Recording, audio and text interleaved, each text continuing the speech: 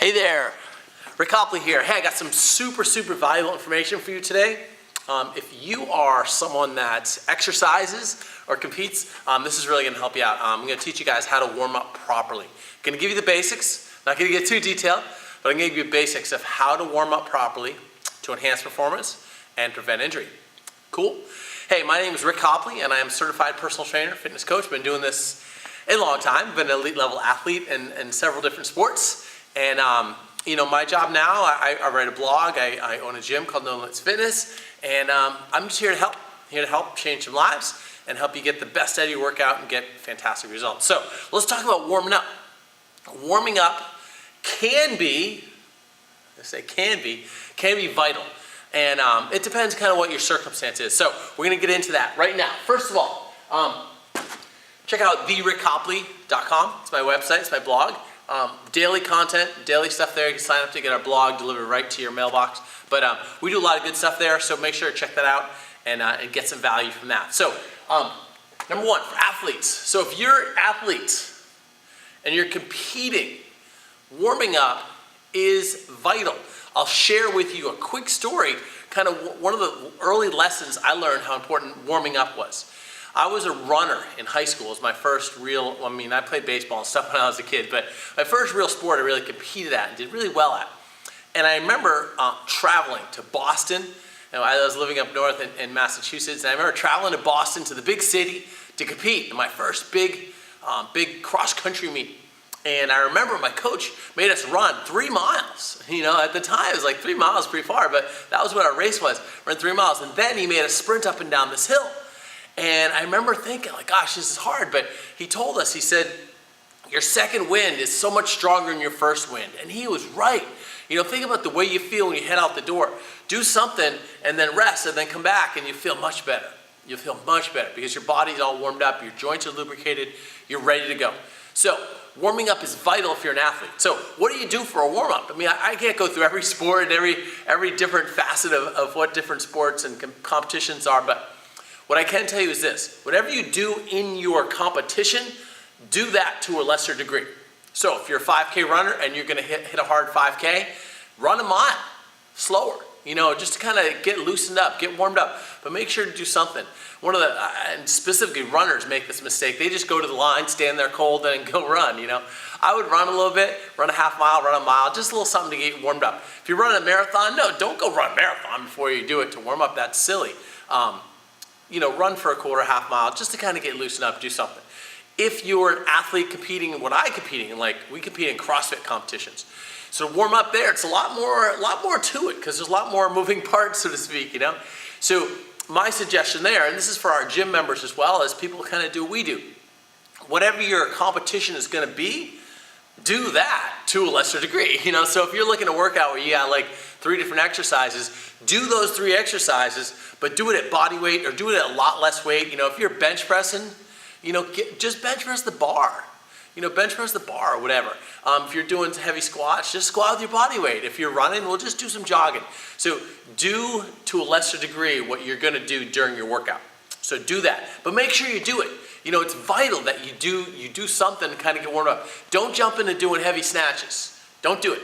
Do some light snatches first, do body weight squats, do some cleans, do something a little bit less of what you're gonna do. Baseball, football, whatever sport you're playing, just get yourself moving. Do those directional drills that you normally do, but make sure you're doing it and just kind of move yourself up to it. One of the things as a runner we used to do is we call accelerations or striders. Is if we're gonna run, we're running a mile, 5-minute mile, 5 minutes, you don't need to go out and run, that hard. But what you need to do is first run at, 6 minutes for like a quick sprint, or, maybe 7-minute mile pace or whatever, then 6, and then 5:30, and then, move your way up into running 5-minute mile pace. So ease your way into it, do a little bit of what you're gonna do as a warm-up, and then rest. Sometimes, just a couple minutes is okay, depends on what you're doing, 5 minutes, 10 minutes, whatever it is, but do whatever you're gonna do, then rest, and then hit your competition hard. Is it okay? Do you need to stretch in there? Yeah, stretching might work too. It all depends on what you're doing. But don't just stretch. That's not warming up. You need to lubricate those joints. Okay, get your heart rate up. Weekend warriors, it's the same thing, really. It's just to a lesser degree. If you're someone that maybe doing some type of, you know, flag football game or just some basketball game, whatever, something that's not super high end, but it's still kind of competitive, or it's still kind of, you know, you're still moving, you know, you're still exercising, you still don't want to get hurt. Same type of thing.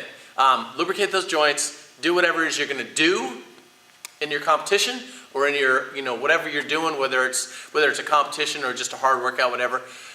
Mix it in some things that are going to be similar to what you're doing. My coach in high school, again, you know, great mentor of mine, he's always talking about race simulation. You know, so if your race is hilly, run some hills. You know, if you're going to be playing basketball and you're going to be going against some people that you know are going to be running up and down the court, maybe do some running up and down the court, just kind of get yourself prepared. So basically your warm-up is kind of the halfway between maybe you're doing nothing and your actual competition or your actual workout, whatever it is. Your daily workout. These are, you know, for your warm-up, if you're just going to the gym and you're going to work out, you know, what does your warm-up need to really be? The first set, right?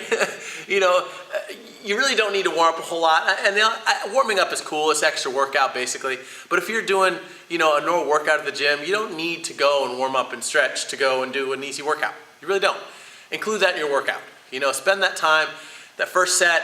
You know, if you're doing a running workout or whatever, and you want to run and walk easy in the first part of it, yeah, that's a great way to start off. Or if you're lifting, again, kind of like your other, you know, do a little bit lighter weight, but warm up is not super critical. You don't need to go to the gym and stretch for 15 minutes and warmed up. You only have a certain amount of time. Get your ass to work. You know, move your body. You don't need to warm up a whole lot, but you know, you need to do something. So one of the things here, we're doing our conditioning workouts at the gym. First set's that warm up. You know, don't go hardcore into the first set of whatever you're doing. If it's just a workout, normal workout, and your goal is to lose weight, just feel better, look better, whatever it is, just ease into it. Don't go too hard. You know, if your first thing you're doing in your workout is a 400 meters, don't sprint out the door. You know, walk, jog into it. Kind of ease into things. That's your warm-up, okay? So, there you have it. thecopley.com. That's going to give you super, super, super good value. You go there, you're going to get, our blog really has a lot of good stuff on there. Check out the site.